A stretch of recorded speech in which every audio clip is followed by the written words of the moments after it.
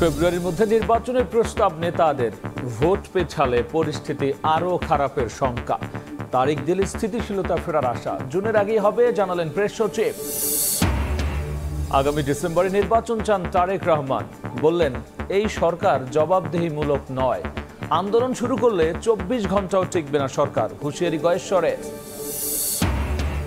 অন্তর্বর্তী সরকারের দীর্ঘমেয়াদে ক্ষমতায় থাকার পক্ষে নয় জামাত। জুলাইয়ের শক্তিকে নিয়ে সব ষড়যন্ত্র মোকাবেলার ঘোষণা এনসিপির।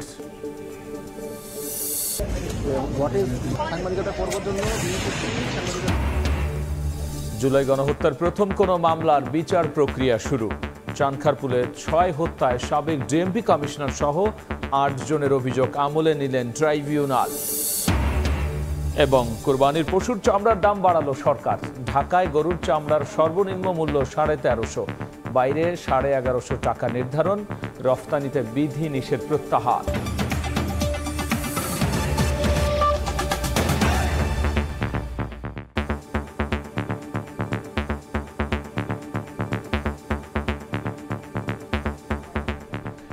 প্রবাসের সময় সঙ্গে আছি আমি গোলাম রাব্বি।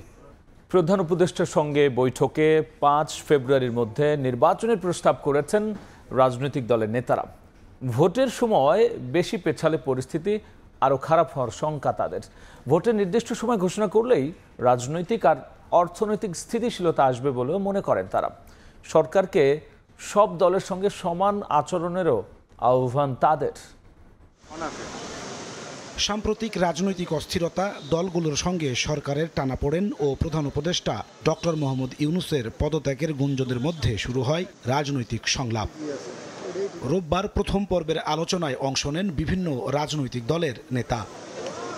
প্রথম দফায় প্রধান উপদেষ্টার সঙ্গে সাক্ষাৎ করেন এলডিপির প্রেসিডেন্ট অলি আহমেদ, নাগরিক ঐক্যের সভাপতি মাহমুদুর রহমান মান্না, বিপ্লবী ওয়ার্কার্স পার্টির সাধারণ সম্পাদক সাইফুল হক সহ 11 দলের শীর্ষ নেতা। প্রায় ঘণ্টাখানিক চলে বৈঠক। পরে সাংবাদিকদের মুখোমুখি হন নেতারা। এবি পার্টির সভাপতি মুজিবুর রহমান মঞ্জু বলেন, সুষ্ঠু নির্বাচনের জন্য প্রয়োজনীয় সহযোগিতা পাচ্ছিলেন না বলেই পদত্যাগের সিদ্ধান্ত নিয়েছিলেন ডক্টর মোহাম্মদ ইউনূস। 5 ফেব্রুয়ারির মধ্যে নির্বাচনের প্রস্তাব দেন তিনি। নির্বাচনের সময় বেশি পেছালে পরিস্থিতি আরও খারাপ হতে পারে বলে শঙ্কা প্রকাশ করেন সিপিবি নেতা মুজাহিদুল ইসলাম সেলিম। আর রোডম্যাপ প্রকাশ হলে রাজনৈতিক ও অর্থনৈতিক স্থিতিশীলতা আসবে বলে মনে করেন গণসংহতির সমন্বয়কারী জোনায়েদ সাকি। আমরা বলেছি যে সংস্কার, বিচার এবং নির্বাচনের যথাসম্ভব একটা দ্রুত রোডম্যাপ দেওয়ার জন্য আমরা অনেকেই সেখানে মত প্রকাশ করেছি যে এটা বেটার হয় ফেব্রুয়ারির মধ্যে যদি নির্বাচনটা করা যায়, 5 ফেব্রুয়ারির মধ্যে। সমস্যার সমাধানের জন্য সময় ক্ষেপণ যদি করেন, উল্টাটা হতে পারে। উল্টাটা হলো পরিস্থিতি আরও খারাপ হয়ে যাবে, তখন আর কিছুই করার থাকবে না। বিচার এবং সংস্কারের যেমন আমরা রোডম্যাপ চাই, নির্বাচনেরও সুনির্দিষ্ট রোডম্যাপ চাই। সুনির্দিষ্ট মাস কিংবা সপ্তাহটি যদি সুনির্দিষ্ট করা যায়, তাহলে রাজনৈতিক স্থিতিশীলতা যেমন নিয়ে আসবে, তেমনি অর্থনীতির ক্ষেত্রে একটা স্থিতিশীলতা আনবে। সরকারকে সব দলের সঙ্গে সমান আচরণের আহ্বান জানান বিপ্লবী ওয়ার্কার্স পার্টির সাধারণ সম্পাদক সাইফুল হক। দল নিরপেক্ষ চরিত্র বৈশিষ্ট্যটা অনেক ক্ষেত্রে আপনারা বজায় রাখতে পারছেন না। সবার কাছে আপনি সমানভাবে সবাইকে বিচার করবেন। পরে দ্বিতীয় দফায় প্রধান উপদেষ্টার সঙ্গে গণ অধিকার পরিষদ ও বিভিন্ন ইসলামী দলের নেতারা বৈঠক করেন। নির্বাচনের আগে অন্তত কিছু গণহত্যার মামলার বিচার শেষ করার দাবি জানান খেলাফত মজলিসের আমির মামুনুল হক। এদিকে উপদেষ্টা পরিষদ ঢেলে সাজানোর পাশাপাশি ভোটের নির্দিষ্ট তারিখ দেওয়ার দাবি জানান গণ অধিকার পরিষদের সভাপতি নুরুল হক নূর। ডিসেম্বর থেকে আপনার জুন, এটি একটি অস্পষ্ট সময়, কারণ এর মধ্যে রোজা আসবে, কুরবানি আসবে। সেই কারণে আমরা বলেছি অন্তত প্রধান উপদেষ্টা যেন একটা সুনির্দিষ্ট মাসের কথা বলেন যে এই মাসে সম্ভাব্য নির্বাচনটা হতে পারে। পরে প্রেস সেক্রেটারি জানান, নির্বাচনের তারিখ 30 জুন পার হবে না। সাম্প্রতিক অস্থিরতার মধ্যে রাজনৈতিক দলগুলোর সঙ্গে কথা বলে অন্তর্বর্তী সরকার স্বস্তি পেয়েছে বলেও জানান তিনি। আমরা বড় যুদ্ধাবস্থার ভিতরে আছি। আওয়ামী লীগের কার্যক্রম নিষিদ্ধ হওয়ার পরে ডিস্টাবিলাইজ করার জন্য যত রকমভাবে পারে চেষ্টা করছে, তারা কিছুতেই মেনে নিতে পারছে না। বিভাজন থেকে আমাদের উদ্ধার পেতে হবে, ঐক্যমত থাকতে হবে। আত্মমর্যাদাপূর্ণ জাতি হিসেবে আমরা যতটুকু দাঁড়াতে পেরেছি এটা যেন সামনের দিকে যায়। সবাই একসঙ্গে বসাতে উনি বলছেন যে আমি মনে সাহস পেলাম। প্রেস সচিব জানান, প্রধান উপদেষ্টা নেতাদের বলেছেন তিনি যতদিন থাকবেন দেশের অনিষ্ট হয় এমন কোনো কাজ করবেন না। যতদিন আছি দেশের কোনো অনিষ্ট হবে এমন কোনো কাজ হবে না, নিশ্চিত থাকেন। নাজমুস সালেহী, সময় সংবাদ, ঢাকা। ডক্টর ইউনূসের অন্তর্বর্তী সরকার অন্যান্য তত্ত্বাবধায়ক সরকারের মতো নয় যে শুধু নির্বাচন দিয়ে চলে যাবে, বরং অন্য সরকারের চেয়ে বেশি ম্যান্ডেট আছে ডক্টর ইউনূস সরকারের। রোববার রাজধানীতে এক অনুষ্ঠানে মন্তব্য করেছেন প্রধান উপদেষ্টার প্রেস সচিব শফিকুল আলম। তিনি আরও জানিয়েছেন, বিদেশিদের হাতে ছেড়ে দেওয়া হচ্ছে না চট্টগ্রাম বন্দর। শেয়ার বাজারকে বিশ্বমানের গড়ে তুলতে সংস্কার করা হবে বলেও জানান তিনি। এবং ফ্যাসিস্ট হাসিনা সরকারের রোববার সকালে রাজধানীর পল্টনে পুঁজিবাজার নিয়ে কাজ করা সাংবাদিকদের সংগঠন ক্যাপিটাল মার্কেট জার্নালিস্ট ফোরাম আয়োজন করে সিএমজেএফ টকের পুঁজিবাজারকে অনুষ্ঠানের শুরুতে সূচনা বক্তব্যে চট্টগ্রাম বন্দর কারো হাতে তুলে দেওয়া হচ্ছে না জানিয়ে শফিকুল আলম বলেন, বিশ্বের বড় বড় কোম্পানি বন্দর ব্যবহার করার পাশাপাশি সক্ষমতা বাড়াতে কাজ করছে বর্তমান সরকার। চিটাং পোর্টটাকে আমরা চাচ্ছি যাতে ওয়ার্ল্ডের সবচেয়ে বড় বড় কোম্পানিগুলো যাতে চিটাং পোর্টকে ম্যানেজ করতে পারে। টার্মিনাল ম্যান আমরা চিটাং পোর্টকে কাউকে দিচ্ছি না। সোফার আমরা তাদের কাছে অ্যাসুরেন্স পেয়েছি যে তারা $3 বিলিয়ন মতো ইনভেস্ট করবে। ডক্টর ইউনূস এক কথার মানুষ উল্লেখ করে শফিকুল বলেন, ২৬ সালের জুনের মধ্যেই নির্বাচন অনুষ্ঠিত হবে। অন্যান্য তত্ত্বাবধায়ক সরকারের চেয়ে বেশি ম্যান্ডেট ডক্টর ইউনূস সরকারের আছে বলেও এ সময় মন্তব্য করেন তিনি। তারা একটা ব্রড একটা ম্যান্ডেট নিয়ে এসছেন। এটা এসে আগেকার সময়ের যে কেয়ারটেকার গভর্নমেন্টের ম্যান্ডেটের মতো না। ইলেকশন নিয়েও ধোঁয়াশার কিছু নাই। কালকে স্যার বারবার বলেছেন উনি এক কথার মানুষ এবং উনি ইলেকশনটা জুন 30, 2026 মধ্যেই দিবেন। নির্বাচন নিয়ে সরকার কোনো বিদেশি চাপে নেই বলেও উল্লেখ করেন প্রেস সচিব। তো এটাতে সবাই অবাক হয়ে যান যারা বিদেশি। তোহা খান তামিম, সময় সংবাদ, ঢাকা।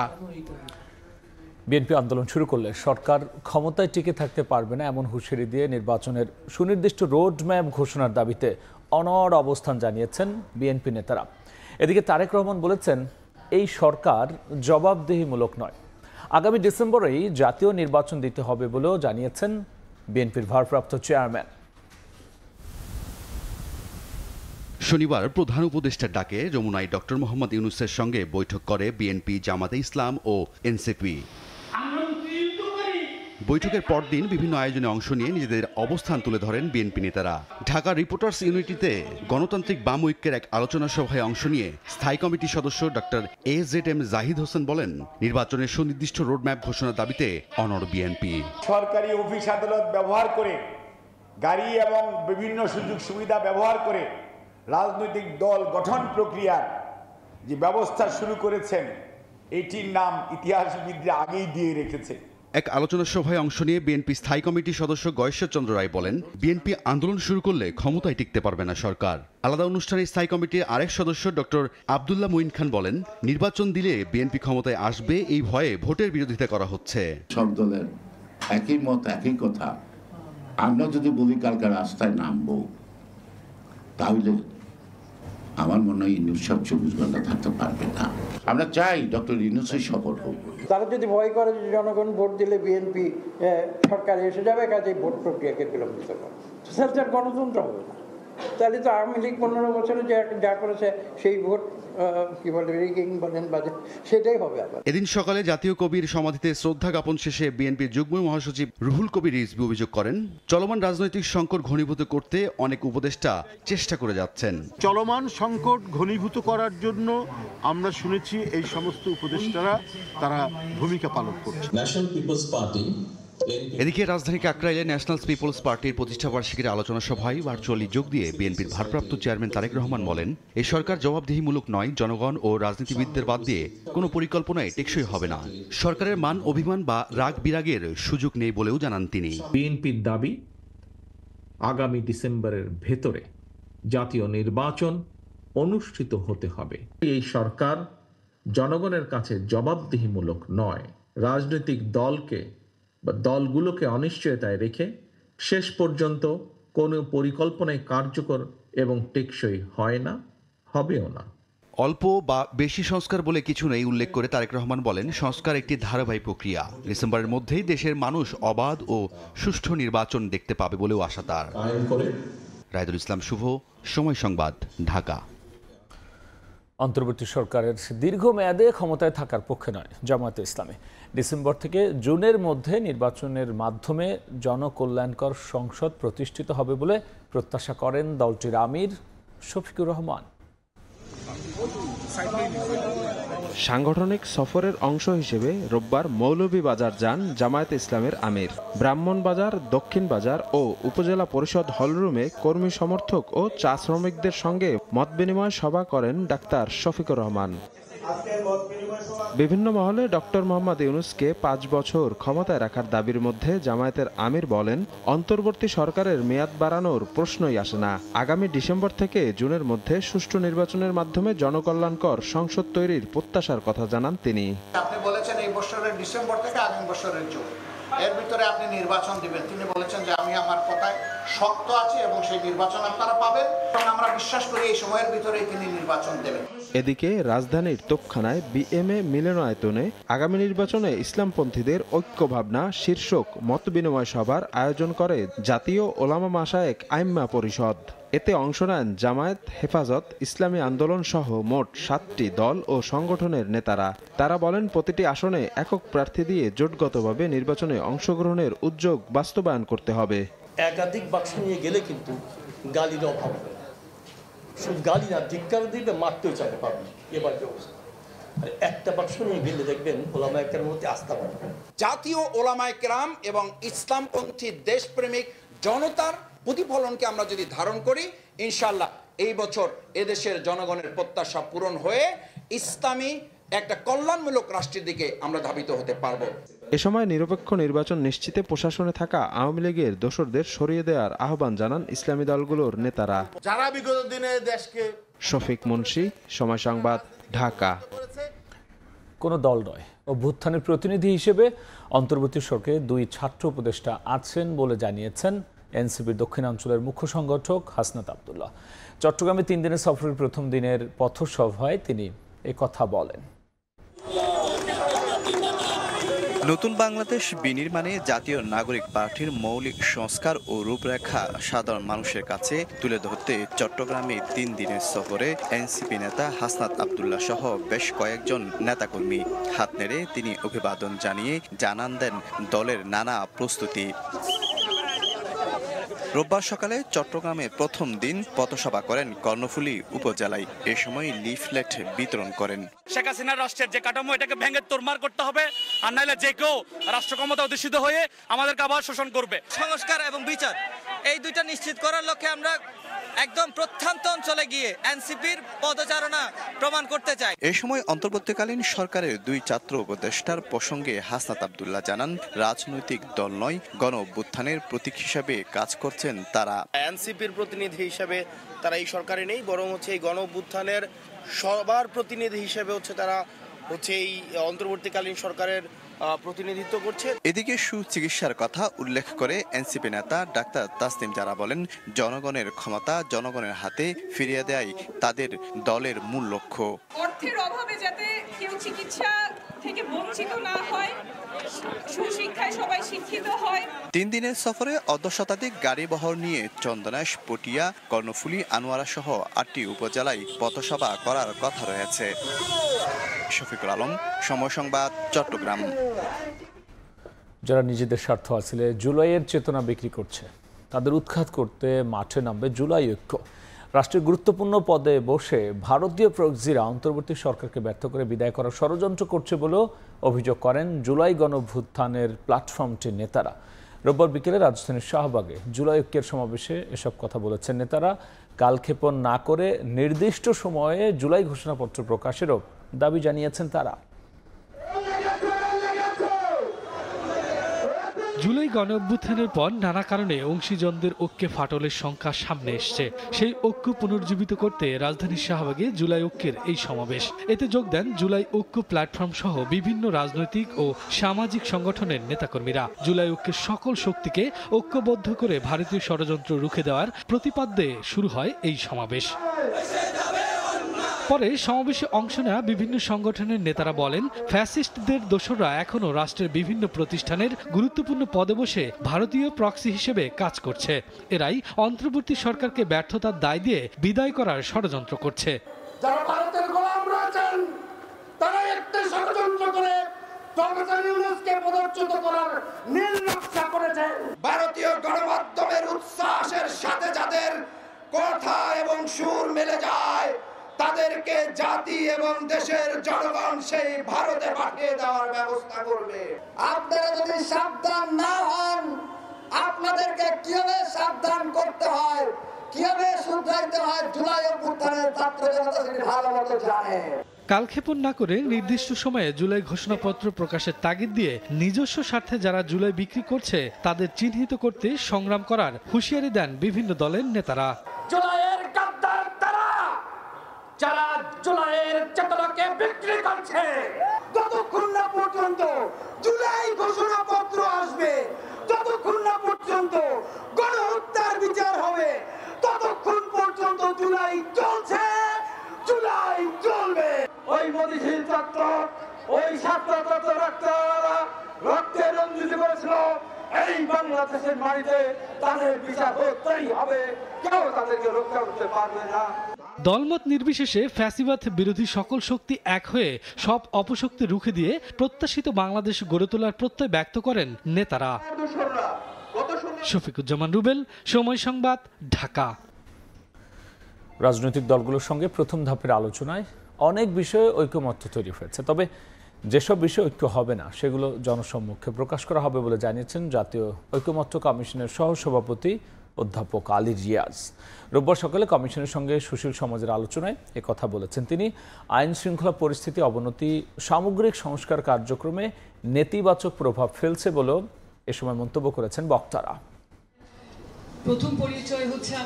সংবিধান সংস্কার, নির্বাচন ব্যবস্থা সংস্কার সহ 5 সংস্কার কমিশন নিয়ে ঐকমত্যে পৌঁছাতে রাজনৈতিক দলগুলোর সঙ্গে প্রথম ধাপের বৈঠক শেষে নাগরিক সমাজের প্রতিনিধিদের সঙ্গে আলোচনা শুরু করেছে জাতীয় ঐকমত্য কমিশন। রোববার সকালে কৃষিবিদ ইনস্টিটিউশনে আলোচনায় অংশ নেন শিক্ষক, বুদ্ধিজীবী, সমাজকর্মী সহ বিশিষ্টজনরা। এ সময় স্বৈরতন্ত্র সমূলে উৎপাটনের মতামত তুলে ধরেন বক্তারা। বলেন, 9 মাসে আইন শৃঙ্খলা পরিস্থিতির অবনতি হয়েছে, যার নেতিবাচক প্রভাব পড়েছে সংস্কার কার্যক্রমেও। আইনের শাসনের যে পরিস্থিতি, ডিউ প্রসেস ফলো না করার যে পরিস্থিতি, এই জিনিসগুলো আসলে পুরো ঐকমত্য প্রক্রিয়া এবং সংস্কার প্রক্রিয়ার উপর একটি প্রবল নেতিবাচক প্রভাব রাখছে। রাজনৈতিক দলগুলি আসলে কি অবস্থান নেবেন সেটা পরিষ্কারভাবে তাদের প্লেসে থাকতে হবে। তারা যে নির্বাচন চাচ্ছেন সেই নির্বাচনে পরিষ্কারভাবে তাদেরকে ঘোষণা দিতে হবে যে নারী বিষয়ে তারা কি অবস্থান নেবেন। সূচনা বক্তব্যে ঐকমত্য কমিশনের সহসভাপতি অধ্যাপক আলী রিয়াজ বলেন, রাজনৈতিক দলগুলোর সঙ্গে দ্বিতীয় দফার আলোচনায় ঐকমত্য তৈরিতে বিস্তারিত আলোচনা করবে কমিশন। যেসব বিষয়ে ঐকমত্য সৃষ্টি করা যাবে না সেসব বিষয় জনসম্মুখে প্রকাশ করা হবে বলেও জানান তিনি। এক জায়গায় সকলে একমত হচ্ছেন যে ক্ষমতার যে এককেন্দ্রীকরণ সেটাকে বন্ধ করার চেষ্টা করতে হবে, কিন্তু প্রাতিষ্ঠানিক কাঠামোর মধ্যেই সম্ভব হবে কিনা সেটা নিয়ে অনেকের মনে প্রশ্ন আছে। আমাদের লক্ষ্য হচ্ছে একটি জাতীয় সনদ তৈরি করা, যেসব বিষয়ে রাজনৈতিক দলগুলোর মধ্যে, রাজনৈতিক শক্তিগুলোর মধ্যে এক ধরনের ঐকমত্য প্রতিষ্ঠিত হবে। এর বাইরে যেগুলো থাকবে আমরা সেটা জনগণকে অবহিত করব। সংস্কার কার্যক্রমে ঐকমত্য গঠনের লক্ষ্যে প্রধান উপদেষ্টা ডক্টর মোহাম্মদ ইউনূসের নেতৃত্বে গত 15 ফেব্রুয়ারি জাতীয় ঐকমত্য কমিশনের কার্যক্রম শুরু হয়। প্রথম ধাপে 33টি রাজনৈতিক দলের সঙ্গে বৈঠক করেছে কমিশন। সিদ্ধান্ত গ্রহণের হাসান ওয়ালি, সময় সংবাদ, ঢাকা। জুলাই আগস্টের মানবতা বিরোধী অপরাধের প্রথম কোনো মামলার বিচার প্রক্রিয়া শুরু হলো। 5 আগস্ট চানখারপুলে 6 জনকে হত্যার মামলায় সাবেক ডিএমপি কমিশনার হাবিবুর রহমান সহ 8 জনের বিরুদ্ধে অভিযোগ আমলে নিয়েছেন আন্তর্জাতিক অপরাধ ট্রাইব্যুনাল। এদিকে শেখ হাসিনা সহ 2 জনকে হাজির হতে পত্রিকায় বিজ্ঞপ্তি দেওয়ার নির্দেশ দিয়েছেন ট্রাইব্যুনাল। 5 আগস্ট শেখ হাসিনা পদত্যাগ করে ভারতে পালিয়ে যাওয়ার কয়েক ঘন্টা আগে রাজধানীর চাংখারপুলে নারকীয় হত্যাকাণ্ড চালায় আইনশৃঙ্খলা বাহিনী। চাইনিজ রাইফেলের গুলিতে শহীদ হন 10ম শ্রেণীর শিক্ষার্থী আনাস সহ 6 জন। তদন্ত রিপোর্ট যাচাই বাছাই শেষে রোববার আনুষ্ঠানিক অভিযোগ ট্রাইব্যুনালে দাখিল করে প্রসিকিউশন। এর মধ্য দিয়ে জুলাই আগস্ট হত্যার প্রথম কোনো মামলায় আনুষ্ঠানিক বিচারিক প্রক্রিয়া শুরু হলো। শুনানির শুরুতেই চিফ প্রসিকিউটর শেখ হাসিনার 16 বছরের দুঃশাসনের ইতিহাস তুলে ধরেন।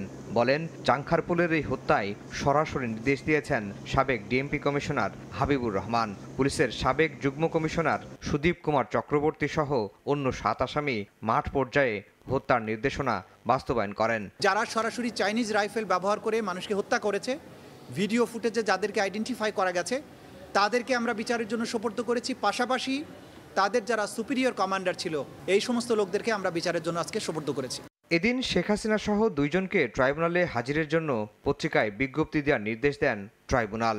227 জনকে হত্যার লাইসেন্স পেয়েছি এই বক্তব্যের ব্যাখ্যা না দেয়ায় তাদের বিরুদ্ধে শাস্তিমূলক ব্যবস্থার আবেদন করেন চিফ প্রসিকিউটর। এই আসামিদেরকে কন্টেম্প প্রসিডিংসে হাজির হওয়ার ব্যাপারে পত্রপত্রিকায় 2টো বহুল প্রচালিত পত্রিকায় বিজ্ঞপ্তি দিয়ে তাদেরকে আদালতে হাজির হওয়ার জন্য নির্দেশ যেটা দিয়েছেন সেটা নোটিফিকেশন আকারে পত্রিকা ছাপার নির্দেশ দিয়েছেন। এদিকে আশুলিয়ায় 5 আগস্ট 6 জনকে হত্যার পর লাশ পোড়ানোর মামলায় তদন্ত শেষ হয়েছে বলে জানায় প্রসিকিউশন। তবে কিছু ফুটেজের ফরেনসিক করার জন্য ফের 4 সপ্তাহ সময় চাইলে তা মঞ্জুর করেন ট্রাইব্যুনাল। আফজাল হোসেন, সময় সংবাদ, ঢাকা। 48 ঘন্টার মধ্যে ইশরাক হোসেনকে মেয়রের শপথ না পড়ালে কঠোর কর্মসূচির হুঁশিয়ারি দিয়েছেন আন্দোলনকারীরা। এদিকে ইশরাকের শপথ ইস্যুতে রিট খারিজের আদেশের বিরুদ্ধে সুপ্রিম কোর্টের চেম্বার আদালতে আবেদন করেছেন রিটকারী।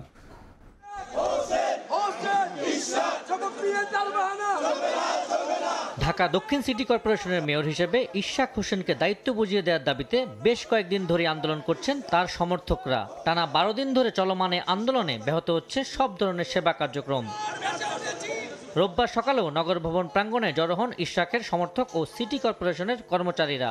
ইশরাককে দায়িত্ব বুঝিয়ে দেওয়ার দাবিতে স্লোগান দেন তারা। 48 ঘন্টার মধ্যে দাবি আদায় না হলে ফের রাজপথে নেমে কঠোর কর্মসূচির হুঁশিয়ারি দেন তারা।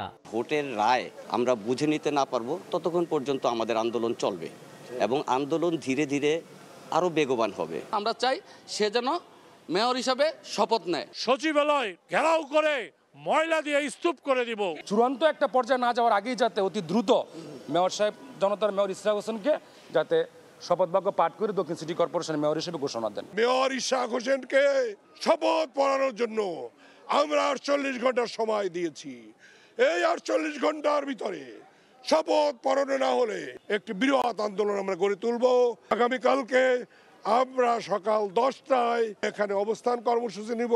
এদিকে ইশরাকের শপথ ইস্যুতে রিট খারিজের আদেশের বিরুদ্ধে সুপ্রিম কোর্টের চেম্বার আদালতে আবেদন করেছেন রিটকারী।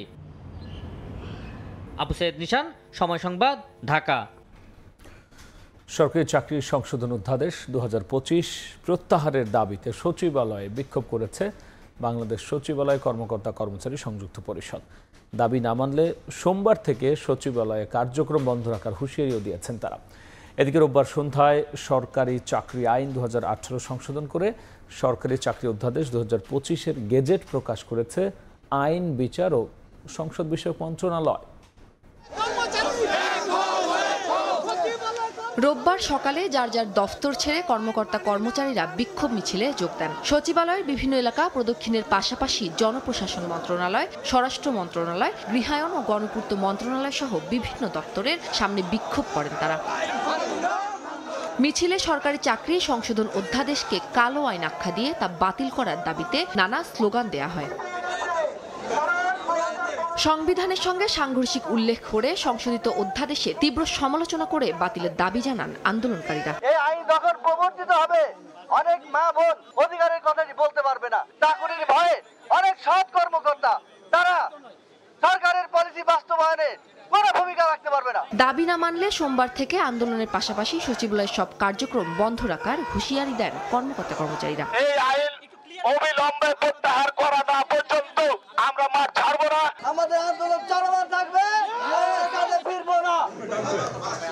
এদিকে আইন শৃঙ্খলা সংক্রান্ত কোর কমিটির বৈঠক শেষে সাংবাদিকদের প্রশ্নের জবাবে স্বরাষ্ট্র উপদেষ্টা বলেন, আওয়ামী লীগ নির্বাচন ম্যানিপুলেট করতে সরকারি চাকরি আইন সংশোধন করেছিল। এবার প্রয়োজনেই আইন সংশোধন করা হয়েছে। ইলেকশনটা যেন ম্যানিপুলেট করতে পারে ওই জন্য একটা কিছু সংশোধন করছিল। ওই সংশোধনটাই শুধু বাদ দেওয়া হয়েছে। আগে যেরকম আইনটা ছিল ওইটাই করা হয়েছে। তারপরেও যদি তাদের কোনো রকমের থাকে তারা আলোচনা করতে পারবে। রোববার সরকারি চাকরি আইন 2018 সংশোধন করে সরকারি চাকরি অধ্যাদেশ 2025-এর গেজেট প্রকাশ করেছে আইন, বিচার ও সংসদ বিষয়ক মন্ত্রণালয়। কাজের শৃঙ্খলা ভঙ্গের জন্য চাকরি থেকে বরখাস্ত করা সহ 3 ধরনের শাস্তির বিধান রাখা হয়েছে এই অধ্যাদেশে। উম্মে হানি, সময় সংবাদ, ঢাকা। এনবিআর সংস্কার অধ্যাদেশ সংশোধনে ঐকমত্যে পৌঁছেছেন অর্থ মন্ত্রণালয় ও এনবিআর কর্মকর্তারা। 31 জুলাইয়ের মধ্যে প্রয়োজনীয় সংশোধনীর আগ পর্যন্ত অধ্যাদেশ স্থগিত থাকবে বলে জানিয়েছে অর্থ মন্ত্রণালয়। গণমাধ্যমে পাঠানো অর্থ মন্ত্রণালয়ের সংবাদ বিজ্ঞপ্তিতে বলা হয়, এনবিআর বিলুপ্ত নয়, বরং স্বতন্ত্র ও বিশেষায়িত বিভাগের মর্যাদা উন্নীত করা হবে। এছাড়াও রাজস্ব নীতি পৃথকীকরণ হবে আলোচনার ভিত্তিতে। এদিকে সোমবার থেকে লাগাতার কর্মবিরতির যে কর্মসূচি ঘোষণা করা হয়েছিল, অর্থ মন্ত্রণালয়ের এই বিজ্ঞপ্তির পর তা প্রত্যাহার করেছে এনবিআর সংস্কার ঐক্য পরিষদ।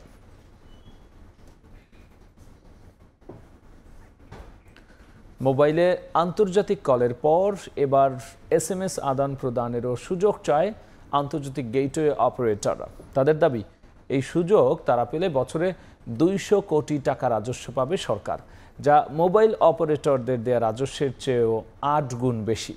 এই অবস্থায় নতুন টেলিকম আইনে IGW লাইসেন্স বাতিল না করে বরং SMS আদান প্রদানের সুযোগ দেওয়ার দাবি সেবাদাতাদের। বিদেশ থেকে মোবাইলে কেউ যখন দেশে কল করেন তখন প্রথম কলটি রিসিভ করে ইন্টারন্যাশনাল গেটওয়ে বা IGW অপারেটর। এরপর কলটি ICX অপারেটর হয়ে নির্দিষ্ট মোবাইল অপারেটরের নেটওয়ার্কের মাধ্যমে সংশ্লিষ্ট গ্রাহকের কাছে পৌঁছায়। অবৈধ VoIPর মাধ্যমে আন্তর্জাতিক কল আদান প্রদান এবং রাজস্ব ফাঁকি বন্ধে 2008 সালে IGW লাইসেন্স দেয় BTRC। শুরুতে বিদেশ থেকে প্রতিদিন প্রায় 10 কোটি মিনিট ফোন কল আসতো, তবে হোয়াটসঅ্যাপ, ভাইবার ও মেসেঞ্জারের দাপটে কল নেমেছে 1 কোটি মিনিটে। তারপর আমরা বছরে 500 কোটি টাকা রেভিনিউ শেয়ার করছি। রাজধানীর রাওয়া ক্লাবে এক কর্মশালায় জানানো হয়, হোয়াটসঅ্যাপ, ফেসবুক সহ বিভিন্ন অ্যাপ ও ওয়েবসাইট থেকে মাসে 3 কোটির বেশি আন্তর্জাতিক ইনকামিং A2P SMS আসছে মোবাইল অপারেটরদের মাধ্যমে। প্রতি SMS 8 সেন্ট হিসেবে প্রতি মাসে আয় হয় $24 লাখ, যেখান থেকে মোবাইল অপারেটররা রাজস্ব দেয় মাত্র $1,56,000। ইন্টারন্যাশনাল SMS A2P যে সার্ভিসটা আমরা চালু করলে এখানে বছরে প্রায় 200 কোটি টাকা আমরা সরকারকে এখান থেকে রেভিনিউ শেয়ার করতে পারবো। আন্তর্জাতিক কল এবং SMS খাতের এই অবস্থায় টেলিকম সংস্কার আইনে IGW লাইসেন্স তুলে দেওয়ার প্রস্তাব করেছে নিয়ন্ত্রক সংস্থা। জানিয়ে আপত্তি তুলেছে অপারেটররা। এটা হলে এই যে অসংখ্য আমাদের যে দেশি কোম্পানিগুলো আছে, আমরা দেশি কোম্পানিগুলো বাজার থেকে ছিটকে পড়বো এবং আমাদের যে মানুষজন আমরা কাজ করছি, আমাদের এই কর্মসংস্থান নষ্ট হবে। বর্তমানে 29টি অপারেটর কার্যক্রম পরিচালনা করছে। এ পর্যন্ত সরকারকে প্রায় 10,000 কোটি টাকার রাজস্ব দিয়েছে IGW অপারেটররা। তারা কত প্রাইসে এই সার্ভিসগুলো দিবে? শুভ খান, সময় সংবাদ, ঢাকা। কোরবানির পশুর চামড়ার দাম নির্ধারণ করে দিল সরকার। গতবারের চেয়ে 150 টাকা বাড়িয়ে ঢাকায় গরুর চামড়ার সর্বনিম্ন মূল্য 1350 টাকা আর ঢাকার বাইরে 1150 টাকা করা হয়েছে। এদিকে চামড়া রফতানি সংক্রান্ত বিধিনিষেধ প্রত্যাহারের সিদ্ধান্ত হয়েছে বলেও জানান বাণিজ্য উপদেষ্টা। অন্যান্য বছরের মতো এবারও ঈদুল আজহার সামনে রেখে কোরবানির পশুর কাঁচা চামড়ার মূল্য নির্ধারণ ও সুষ্ঠু ব্যবস্থাপনার লক্ষ্যে ব্যবসায়ীদের সঙ্গে বৈঠক করে বাণিজ্য মন্ত্রণালয়। রোববার বিকেলে সচিবালয়ে কোরবানির পশুর চামড়ার মূল্য ঘোষণা করেন বাণিজ্য উপদেষ্টা শেখ বশির উদ্দিন। এবার প্রতি বর্গফুট গরুর চামড়ায় গত বছরের চেয়ে 5 টাকা বাড়িয়ে ঢাকা ও ঢাকার বাইরের চামড়ার দাম চূড়ান্ত করা হয়েছে। খাসি ও বকরির কাঁচা চামড়ার দামও গতবারের তুলনায় 2 টাকা বাড়িয়ে চূড়ান্ত করা হয়। তবে গতবারের তুলনায় 150 টাকা বাড়িয়ে গরুর ছোট চামড়ার সর্বনিম্ন দাম চূড়ান্ত করা হয়েছে। ঢাকায় 1350 টাকা এবং ঢাকার বাইরে 1150 টাকা। পূর্ণ একটা চামড়ার দাম মিনিমাম 1350 টাকা ঢাকার ভিতরে এবং 1150 টাকা ঢাকার বাইরে, এবং এটা আমরা লবণযুক্ত চামড়ার ক্ষেত্রেই কথাটা বলছি। কাঁচা চামড়া সংরক্ষণকে এবছর সর্বোচ্চ গুরুত্ব দেওয়ার কথা জানিয়ে বাণিজ্য উপদেষ্টা বলেন, কোরবানির পর 10 দিন পর্যন্ত ঢাকার বাইরে থেকে কাঁচা চামড়া রাজধানীতে প্রবেশ করতে পারবে না। এদিকে কাঁচা চামড়া রপ্তানি সংক্রান্ত বিধিনিষেধ প্রত্যাহারের সিদ্ধান্তের কথাও জানান তিনি। চাহিদা তৈরি করার ক্ষেত্রে আমরা আন্তর্জাতিক বাজারে কাঁচা চামড়া অথবা ওয়েট ব্লু চামড়া সাময়িকভাবে, যেটা বাংলাদেশ থেকে রপ্তানি নিষিদ্ধ তালিকায় ছিল, এই নিষিদ্ধ তালিকা থেকে আমরা তুলে দিচ্ছি, সো দ্যাট ইন্টারন্যাশনাল মার্কেটে সরাসরি, যদি স্থানীয় বাজারে এই মূল্য পাওয়া না যায়, যদি চেষ্টা করেন যেন আন্তর্জাতিক বাজারে সরাসরি বিক্রি করে দিতে পারেন। নষ্ট হওয়ার হাত থেকে কাঁচা চামড়া রক্ষায় এবার মাদ্রাসা ও এতিমখানায় 30,000 টন লবণ বিনামূল্যে সরবরাহ করা হবে বলেও জানান বাণিজ্য উপদেষ্টা। 30,000 টন লবণ আমরা সারা দেশে বিনামূল্যে। প্রসূন আশিস, সময় সংবাদ, ঢাকা। এদিকে চামড়া শিল্প নগরী কেন্দ্রীয় বর্জ্য শোধনাগার পুরোপুরি চালু না হওয়ায় এ খাতের রফতানি আয় থেকে পিছিয়ে পড়ছে বাংলাদেশ, এমন মন্তব্য করেছেন শিল্প উপদেষ্টা আদিলুর রহমান খান। এই চ্যালেঞ্জ দূর করতে সরকারি বেসরকারি অংশীদারিত্ব বাড়ানোর ওপর জোর দিয়েছে বাণিজ্য মন্ত্রণালয়। রোববার চামড়া শিল্পের চ্যালেঞ্জ ও করণীয় নিয়ে ঢাকা চেম্বার আয়োজিত সেমিনারে এসব কথা উঠে এসেছে। হাজারীবাগ থেকে সাভার, বুড়িগঙ্গা থেকে ধলেশ্বরী পরিবেশ দূষণ রোধে সাভারের হেমায়েতপুরে ট্যানারি স্থানান্তর হলেও এখনও পুরোপুরি চালু করা যায়নি কেন্দ্রীয় বর্জ্য শোধনাগার বা সিইটিপি। এর মাসুল গুনছে সম্ভাবনাময় চামড়া খাত। তৈরি পোশাকের পর এই খাত দ্বিতীয় বৃহত্তম হলেও আয় মাত্র $100 কোটি, আর বৈশ্বিক বাজারের হিস্সা 1%-এরও নিচে। এ অবস্থায় এলডিসি পরবর্তী রফতানি বৈচিত্র্য আনতে চামড়া শিল্পের ওপর গুরুত্ব দেওয়ার কথা উঠে আসে ঢাকা চেম্বারের সেমিনারে। চামড়া শিল্প নগরীর সিইটিপি পুরোপুরি চালু না হওয়াকে চ্যালেঞ্জ হিসেবে তুলে ধরেন শিল্প উপদেষ্টা। প্রাইভেট ইনভেস্টার্সদের এনকারেজ করা এবং ডেভেলপমেন্ট পার্টনার্সদের এখানে সংযুক্ত করা, এটা যদি আমরা পারি করতে, আমাদের লেদার ইন্ডাস্ট্রিজ, লেদার সেক্টরটা ইমপ্রুভ করবে। একটা তো ক্রাইসিস আছে সিইটিপি, আরেকটা হচ্ছে মার্কেটের জায়গায় আমাদের ম্যানেজমেন্ট কালেক্টিভলি করা। আগামী বছর এলডিসি থেকে উত্তরণের পর ইউরোপের মতো প্রধান রফতানি বাজারে সংকুচিত হবে শুল্কমুক্ত সুবিধা। প্রতিযোগিতাপূর্ণ বাজারে টিকে থাকতে সক্ষমতা বাড়ানোর উপর গুরুত্ব দেন অংশীজনেরা। আমাদের টার্গেট যদি ইন্ডিভিজুয়াল টিভির ক্যাপাসিটি যদি 8 থেকে 10,000 হয়, তাহলে 33 থেকে 35,000 কিউবিক মিটার আমাদের হয়ে যায়। ইন্ডিভিজুয়াল এফ্লুয়েন্ট ট্রিটমেন্ট মনিটর করাটা অনেক সময় হয়তো কঠিন হবে, বাট সেন্ট্রাল থাকলে ভালো। আপনাদের মধ্যেও তো large scale, small scale, medium scale এরকম ক্যাপাবিলিটি আছে, তো সেইখানে আপনারা যদি এখানে কেউ পায়োনিয়ার হন, আমার মনে হয় যে এই জায়গাগুলো আমরা এনভায়রনমেন্টাল কমপ্লায়েন্সগুলো ফুলফিল করতে পারবো। এছাড়া তৈরি পোশাক খাতের মতো চামড়া শিল্পেও নীতি সহায়তা দেওয়ার দাবি জানান ব্যবসায়ীরা। জিনাতারা জশোয়া, সময় সংবাদ, ঢাকা। জ্বালানি সংকটে পিছিয়ে পড়ছে দেশের রফতানিমুখী শিল্প খাত, তার উপর বাড়তি চাপ বাড়িয়েছে ব্যাংক ঋণের উচ্চ সুদ। এমন পরিস্থিতির কথা তুলে ধরেছেন রফতানি খাতের ব্যবসায়ীরা। গুলশান ক্লাবে আয়োজিত সংবাদ সম্মেলনে তাদের সংকটের কথা তুলে ধরে বলেন, দ্রুত ব্যবসার পরিবেশ ফিরিয়ে আনতে হবে। গ্যাস ও বিদ্যুৎ সংকটে ধুঁকছে দেশের শিল্প খাত, এর মধ্যে যোগ হয়েছে উচ্চ সুদের হার। এসবের প্রভাব পড়ছে রফতানিতেও, এমন দাবি করেছেন রফতানিমুখী বিভিন্ন শিল্প খাতের মালিকরা। গুলশান ক্লাবে আয়োজিত এক সংবাদ সম্মেলনে তারা বলেন, আগের সরকারের সময় ব্যবসা বাড়াতে সহায়তা করা হয়নি, চলমান করনীতিও ব্যবসার জন্য অন্তরায়। সরকারের কোন প্রশাসনটা লুটপাট করতে সহযোগিতা করে নাই? ব্যাংক দখল করতে সহযোগিতা করেছে, তারপর ইন্স্যুরেন্স কোম্পানি দখল করতে, লাইফ ইন্স্যুরেন্স পর্যন্ত দখল করে টাকা নিয়ে চলে গেছে। কিন্তু এগুলোর তো বিচার হচ্ছে না। আমার গ্যাস বিল দিতে পারতেছি না, ব্যাংক লোন দিতে পারতেছি না, আমাকে জেলে ঢুকাই দিতেছে। ব্যবসায়ীরা বলেন, গ্যাস এবং বিদ্যুতের দাম বাড়ালে রফতানির বাজারে প্রতিযোগিতায় পিছিয়ে পড়বে বাংলাদেশ। পাশাপাশি মূল্যস্ফীতি নিয়ন্ত্রণে বাড়ানো সুদহার কমানোর পরামর্শ তাদের।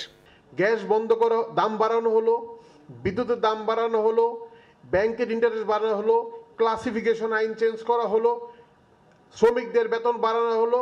আর অন্যদিকে আপনারা বলতেছেন আমাদেরকে বিশ্ব বাজারের সাথে কম্পিটিশনে যাতে আমরা কম্পিটিটিভ হই, সঠিক সময়ে বেতন দিতে হবে, আমাকে সঠিক ইন্টারেস্ট রেট দিতে হবে, আমাকে সঠিক কমপ্লায়েন্স দিতে হবে।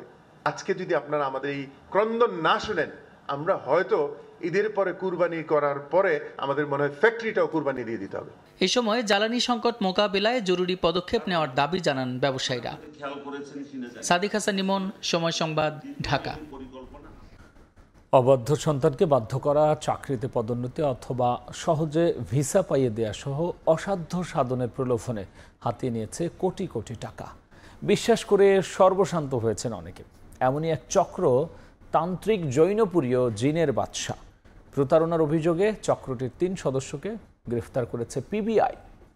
শাস্ত্রিক এবং জিন সাধন বিদ্যায় অভিজ্ঞ স্বামী স্ত্রীর পরকীয়া সমাধান, অবাধ্য সন্তানকে বাধ্য করা কিংবা চাকুরিতে পদোন্নতি বা বিদেশ যেতে বাধা, সব সমস্যার সমাধান করেন অভিজ্ঞ জৈনপুরী মা ফাতেমা। আপনারা যারা স্ত্রী সন্তানকে দেশে রেখে বিদেশে হাড় ভাঙা পরিস্থিতি, প্রথমে জিন বাধ্য করে তার মাধ্যমে গ্যারান্টি সহ সমাধানের আশ্বাস দিয়ে বিশ্বাস অর্জন করা হয় ভুক্তভোগীর।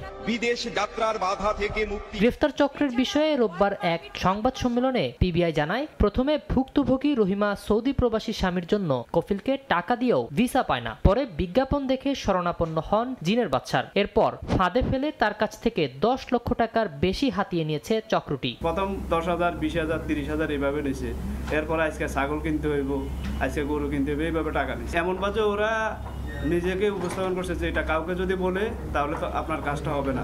ভোলার বোরহানুদ্দিন থেকে গ্রেফতার করা হয় চক্রের 3 সদস্যকে। উদ্ধার করা হয় 4টি মোবাইল, বিজ্ঞাপনের ছবি, ভিডিও সহ প্রতারণায় ব্যবহৃত নানা সরঞ্জাম। ভোলার বোরহানুদ্দিন থেকে তার এই চক্রের 3 জনকে আমরা গ্রেফতার করেছি। মানুষকে বিশ্বাসযোগ্য করার জন্য জৈনপুরী মা ফাতেমা, এটা একটা নারী চরিত্র, কাল্পনিক।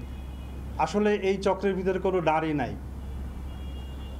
এরা মেয়েদের ভয়েস, মোবাইলে ভয়েস সেটআপ দিয়ে, মেয়েদের কণ্ঠ ভয়েস সেটআপ দিয়ে তারা নারী কণ্ঠে, এবং ওরা পুরুষ কথা বলে কিন্তু নারী কণ্ঠ, অপরপক্ষ নারী কণ্ঠ শুনতে পায়। 2019 থেকে শুরু করে এ পর্যন্ত চক্রটি হাতিয়ে নিয়েছে কয়েক কোটি টাকা।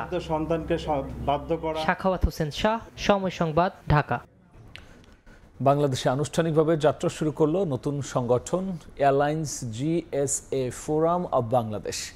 রোববার রাজধানীর একটি হোটেলে স্থানীয় আন্তর্জাতিক এয়ারলাইন্সগুলোর প্রতিনিধিত্বকারী বিভিন্ন জিএসএ কোম্পানির প্রতিনিধিদের অংশগ্রহণ সংগঠনটির উদ্বোধন করা হয়। এতে প্রধান অতিথি ছিলেন বেবিচক chairman air vice marshal Mohammad Manjur Kabir Bhuiyan. বলেন, বর্তমানে বাংলাদেশে 70টির বেশি বিদেশি এয়ারলাইন্স কার্যক্রম পরিচালনা করছে, যার মধ্যে প্রায় 50টি এয়ারলাইন্সের প্রতিনিধিত্ব করছে জিএসএ প্রতিষ্ঠানগুলো। তাদের সম্মিলিত উদ্যোগ পর্যটন ও বাণিজ্য বৃদ্ধিতে গুরুত্বপূর্ণ ভূমিকা রাখবে। নতুন ফোরামের মাধ্যমে জিএসএ খাতের স্বচ্ছতা, সমন্বয় এবং আন্তর্জাতিক মান অর্জনের সম্ভাবনা আরও জোরদার হবে বলে মনে করছেন সংশ্লিষ্টরা। দেখছেন প্রবাসের সময়, সঙ্গেই থাকুন। সংযুক্ত আরব আমিরাতে বসবাসকারী নাগরিকরা একসময় কর্পোরেট ট্যাক্স ছাড়া ব্যবসা বাণিজ্য পরিচালনা করত, কিন্তু সেখানে এখন কর দিয়ে ব্যবসা পরিচালনা করতে হচ্ছে ব্যবসায়ীদের। তবে কিভাবে সঠিক নিয়মে কর দিতে হয় সে বিষয়ে অনেকেই ধারণা নেই। তাই প্রবাসী বাংলাদেশিদের ধারণা দিতে বাংলাদেশ কনস্যুলেট দুবাই বাংলাদেশি ব্যবসায়ীদের নিয়ে আয়োজন করে এক সেমিনার। শিবলি আল সাদিকের রিপোর্ট। সংযুক্ত আরব আমিরাতে স্বচ্ছভাবে ব্যবসা পরিচালনা করতে হলে কর্পোরেট ট্যাক্স আদায় করতে হবে। এই বিষয়ে দেশটিতে বসবাসরত বাংলাদেশি ব্যবসায়ীদের কর্পোরেট ট্যাক্স বিষয়ে সচেতন করার লক্ষ্যে সেমিনার আয়োজন করেছে দুবাই বাংলাদেশ কনস্যুলেট। দেশটির আজমান প্রদেশে আয়োজিত সেমিনারের সার্বিক সহযোগিতা করেন বাংলাদেশি ব্যবসায়ীদের সংগঠন রেডিমেড গার্মেন্টস ট্রেডার্স অ্যাসোসিয়েশন। যতটা সম্ভব দেশের পণ্য যদি আপনারা নিয়ে আসেন এবং নিয়ে এসে সেটাকে যদি আরো প্রচারে এবং প্রসারে যদি সহযোগিতা করেন, সেটা দিনের শেষে আসলে বাংলাদেশকে বাংলাদেশ সরকারকে সহযোগিতা করারই করবে। সবাইকে জানাবার চেষ্টা করেছি যারা প্রবাসী ব্যবসায়ী আছেন, যাতে ওনাদের সঠিক ডাইরেকশনের মাধ্যমে প্রপার বিজনেস এক্সিকিউশন হয়।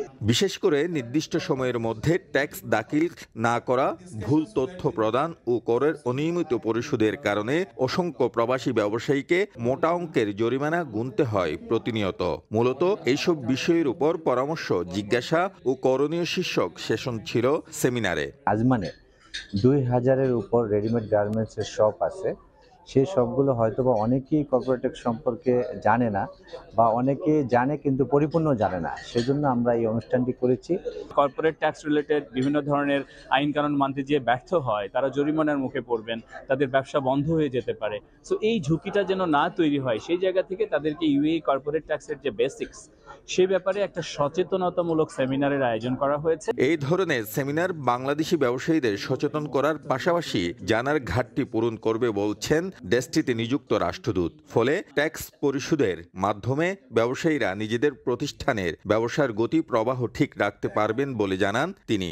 কর্পোরেট ট্যাক্স সম্পর্কে কতটুকু জানার ঘাটতি আছে, এই নিজের মধ্যে এই সচেতনতা বৃদ্ধি পাবে এবং সে নিজে আগ্রহী হবে, বিভিন্ন জনের কাছে জিজ্ঞেস করবে, অথবা নিজে পড়ালেখা করবে, অথবা কোনো না কোনোভাবে কোনো ট্যাক্স লয়ারের সাথে আলোচনা করবে। আমিরাতের অন্যান্য বিভাগগুলোতেও বাংলাদেশি ব্যবসায়ীদের সচেতন করতে এই ধরনের আরও আয়োজনের পরামর্শ দিয়েছেন রাষ্ট্রদূত। শিবলাল সাদিক, সময় সংবাদ, সংযুক্ত আরব আমিরাত। মালদ্বীপের লামুগান আইল্যান্ডে প্রবাসীদের পাসপোর্ট তৈরিতে ভ্রাম্যমাণ সেবা চালু করেছে বাংলাদেশ দূতাবাস। সাপ্তাহিক ছুটির দিনেও দূতাবাসের এমন উদ্যোগে খুশি দ্বীপটিতে কর্মরত প্রবাসী বাংলাদেশিরা। খন্দকার ওমর ফারুকের তথ্য ছবিতে বিস্তারিত। সাপ্তাহিক ছুটির দিনেও রাজধানী মালে থেকে প্রায় 243 কিলোমিটার দূরবর্তী লামুগান আইল্যান্ডে কর্মরত প্রবাসীদের দোরগোড়ায় পাসপোর্ট তৈরিতে ভ্রাম্যমাণ সেবা চালু করেছে বাংলাদেশ দূতাবাস। প্রবাস বান্ধব দূতাবাসের এই বিশেষ কনসুলার ও কল্যাণ ক্যাম্পে ব্যাপক উৎসাহ ও উদ্দীপনা নিয়ে বিভিন্ন সেবা গ্রহণের জন্য উপস্থিত হন দ্বীপটিতে কর্মরত বাংলাদেশিরা। এই সময় পাসপোর্ট, জন্ম নিবন্ধন ও ফ্রি মেডিকেল সহ 60 জন সেবাগ্রহীতা বিভিন্ন কনসুলার সেবা গ্রহণ করেন। পাসপোর্ট তৈরিতে প্রবাসীদের ভ্রাম্যমাণ সেবায় নেমেছেন মালদ্বীপে থাকা দূতাবাসের পাসপোর্ট সংশ্লিষ্ট কর্মকর্তারা। এতে পাসপোর্ট তৈরির দুশ্চিন্তা থেকে রেহাই পাচ্ছেন দূতাবাস থেকে দূরের শহরে কর্মরত রেমিটেন্স যোদ্ধারা। প্রবাসীরা হাতের কাছে দ্রুততম এবং সহজতর সেবা পেয়ে আন্তরিক ধন্যবাদ ও কৃতজ্ঞতা জানান। পূর্বে আমাদের স্টাফ এবং এই আইল্যান্ডের মানুষজন মালে গিয়ে কাজ করার জন্য অনেক অর্থ এবং সময় অপচয় হতো, যার কারণে তারা আসার কারণে আমাদের অনেক উপকার হয়েছে এবং আমি আশা করি সামনে যেন তারা বিভিন্ন আইল্যান্ডে গিয়ে এভাবে আমাদেরকে সহযোগিতা করে। আমাদের সব কিছু সেভ হয়েছে টাকার সময়। তো আমি বাংলাদেশ হাই কমিশনার কনসুলার টিমকে আন্তরিক ধন্যবাদ জানাচ্ছি। এ ধরনের প্রবাস বান্ধব কনসুলার সেবা রাজধানী মালে সহ বিভিন্ন আইল্যান্ডে বাংলাদেশি অধ্যুষিত এলাকায় পর্যায়ক্রমে প্রদান করা হবে বলে জানান হাই কমিশনার। আমরা চেষ্টা করব ভবিষ্যতে আরো বিভিন্ন যে আমাদের আইল্যান্ডগুলো রয়েছে মালদ্বীপ, সেগুলোতেও আমাদের এই কার্যক্রমকে বিস্তৃত করার, যাতে করে আমাদের প্রবাসী বাংলাদেশিরা সেখানে বসেই তাদের এই সেবাটি পেতে পারে। মালদ্বীপে প্রবাসীরা এই ধরনের ভ্রাম্যমাণ সেবায় দূতাবাস সেবা গ্রহণের নানা জটিলতা থেকে রেহাই পাবেন বলে মনে করেন প্রবাসী বাংলাদেশিরা। একই সঙ্গে এই উদ্যোগ অব্যাহত রাখারও আহ্বান তাদের। সময় সংবাদ, মালদ্বীপ। ফিনল্যান্ডের বসন্ত মানেই প্রকৃতির এক রঙিন উৎসব। রাস্তার পাশে আনাচে কানাচে ও মাঠ জুড়ে ছড়িয়ে থাকা ড্যান্ডেলিয়ন বা ঘাস ফুল এই উৎসবের অন্যতম মনোদৃশ্য।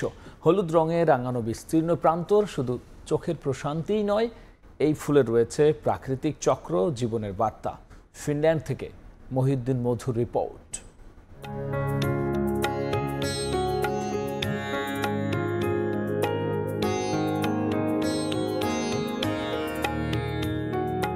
বসন্তের প্রশান্ত সকাল, বাতাসে ভেসে বেড়াচ্ছে এক অপূর্ব সৌরভ।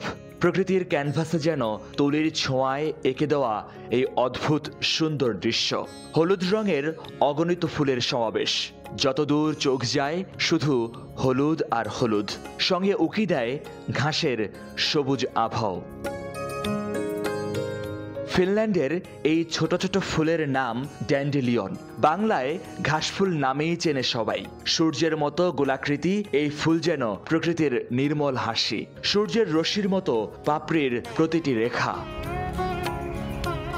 ফুল ফুটে, শুকায়, মাটিতে ছড়িয়ে পড়ে বীজ। এই চক্রে তৈরি হয় নতুন প্রাণ, নতুন ফুল। প্রকৃতির নিজস্ব নিয়মে এভাবেই চলে অনন্তকাল। ফিনল্যান্ডের এই ফুল কেবল সৌন্দর্য নয়, একটি মৌসুমী বার্তা ও প্রকৃতির কবিতা।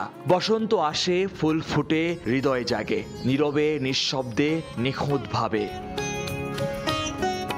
নির্জন নির্মল শান্ত সুনবীর পরিবেশ, নীল আকাশে নিচে সবুজ গাছগাছালি আর মাঠ ছেয়ে আছে হলুদ ফুলে। এ যেন শহরের ভেতরে লুকিয়ে থাকা এক টুকরো গ্রাম। চোখ দিয়ে যতটা না দেখা যায় তার চেয়ে বেশি অনুভব করা যায় মন দিয়ে। মহিউদ্দিন মধু, সময় সংবাদ, ফিনল্যান্ড। যুক্তরাজ্যের বাংলাদেশ দূতাবাসের হাই কমিশনারের সঙ্গে কানেক্ট বাংলাদেশ গ্লোবালের মতবিনিময় সভা অনুষ্ঠিত হয়েছে। স্থানীয় সময় শনিবার সংগঠনটির 9 সদস্যের একটি প্রতিনিধি দল আবিদা ইসলামের সঙ্গে দেখা করেন। তারা প্রবাসীদের বিভিন্ন সমস্যা নিয়ে আলোচনার পাশাপাশি সেগুলো সমাধানের প্রস্তাবনা উত্থাপন করেন। এছাড়াও সরকারের কাছে উত্থাপনের জন্য প্রবাসীদের 17 দাবি পেশ করেন। এর মধ্যে প্রবাসীদের বিনিয়োগে সরকারি প্রণোদনা, অবকাঠামো, আকর্ষণীয় অধিক লাভজনক প্রকল্প ও অফার, দূতাবাসের মাধ্যমে অনলাইন ভোটিং, সুলভে বাংলাদেশ বিমানের টিকিট বিক্রয় বিশেষভাবে উল্লেখযোগ্য।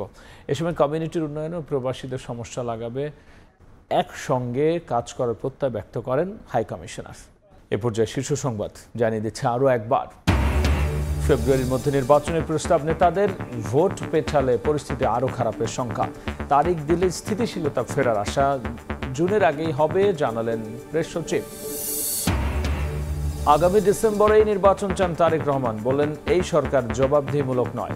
আন্দোলন শুরু করলে 24 ঘন্টাও টিকবে না সরকার, হুঁশিয়ারি গয়েশ্বরের। এবং অন্তর্বর্তী সরকারের দীর্ঘমেয়াদে ক্ষমতায় থাকার পক্ষে নয় জামাত, জুলাইয়ের শক্তিকে নিয়ে সব ষড়যন্ত্র মোকাবেলার ঘোষণা এনসিপির।